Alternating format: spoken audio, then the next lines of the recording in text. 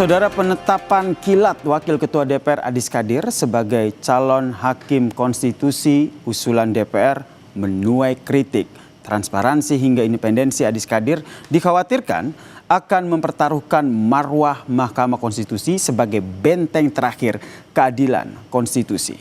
Inilah catatan Kompas TV. DPR buat publik meragukan Mahkamah Konstitusi, MK penjaga konstitusi atau kekuasaan?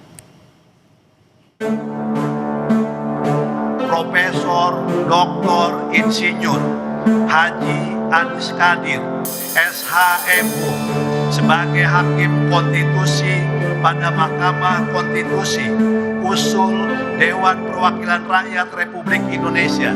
Apakah dapat disetujui?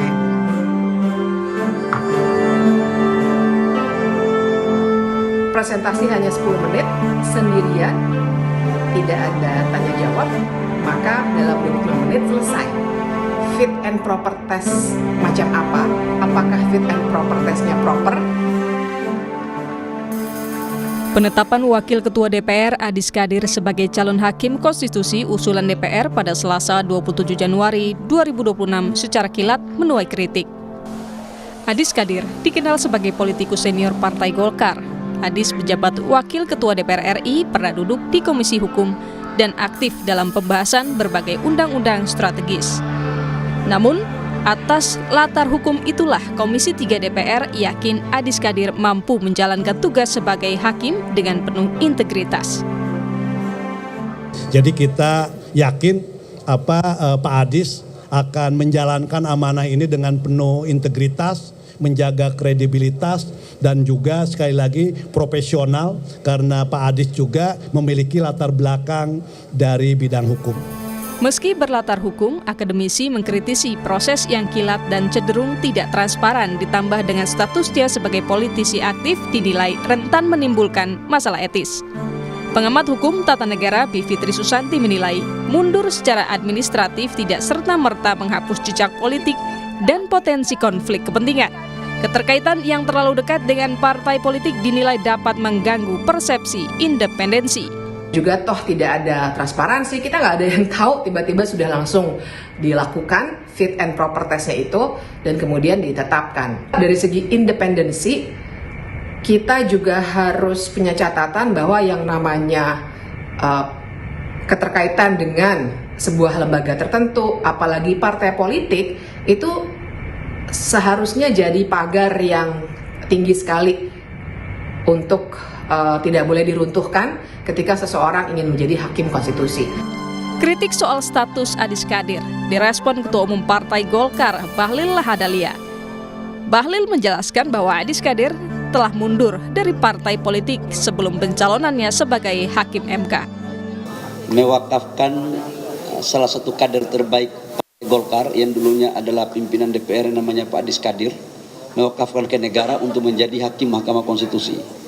Proses beliau menjadi hakim Mahkamah Konstitusi sebelum diputuskan itu sudah melakukan pengunduran diri, baik dari kepengurusan maupun keanggotaan.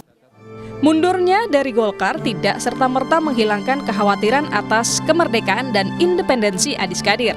Pakar hukum tata negara Ferry Amsari menilai jika hakim MK diisi tokoh politik, maka MK beresiko menjadi perpanjangan tangan kekuasaan legislatif.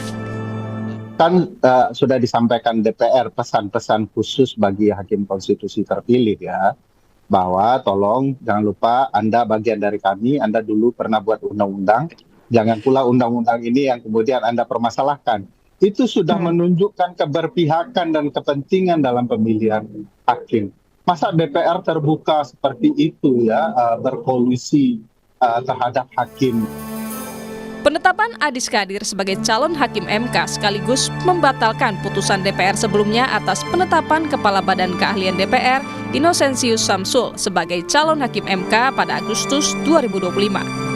Ketua Komisi 3 DPR RI Habibur Rahman menjelaskan bahwa pembatalan Inosensius terjadi karena yang bersangkutan memiliki penugasan lain. Pak Inosensi, kami mendapatkan informasi yang bersangkutan akan mendapatkan penugasan lain. Sehingga Komisi 3 DPR RI perlu melakukan fit and proper lagi untuk mencari calon pengganti Pak Harif Hidayat yang akan pensiun tanggal 5 Februari yang akan datang. Publik dan akademisi khawatir ke depan MK bakal melahirkan putusan-putusan yang berpihak pada kepentingan partisan. Marwah MK sebagai penjaga konstitusi pun dipertaruhkan. Padahal undang-undang dengan tegas menyebut bahwa Mahkamah Konstitusi adalah lembaga negara yang melakukan kekuasaan kehakiman yang merdeka, dan tanpa kemerdekaan dan independensi akan sulit bagi rakyat berharap MK menjalankan tugas menegakkan konstitusi dan prinsip negara hukum. Tim Liputan, Kompas TV. Saudara, proses pemilihan Hakim Konstitusi jatah DPR menyisakan tanda tanya sekaligus kekhawatiran besar akan independensi dan marwah lembaga Mahkamah Konstitusi. Mahkamah Konstitusi sebagai benteng terakhir keadilan konstitusi harusnya dijaga bersama dalam hal kepercayaan publik, transparansi proses, dan juga integritas keputusan. Sesuai ketentuan undang-undang, memang 3 dari 9 hakim konstitusi diusulkan dan dipilih oleh DPR. Tentu harus dengan semangat menjaga kewibawaan Mahkamah Konstitusi. Proses pengisian hakim konstitusi tidak boleh menuansakan cara-cara transaksional, terburu-buru, dan seperti mengejar target politik.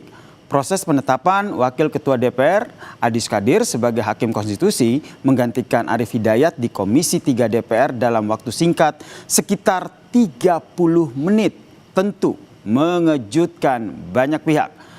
Pertanyaan publik pun mencuat, apakah Mahkamah Konstitusi masih bisa diharapkan sebagai penjaga konstitusi dengan cita rasa negarawan atau sudah berubah menjadi alat penjaga kepentingan kekuasaan?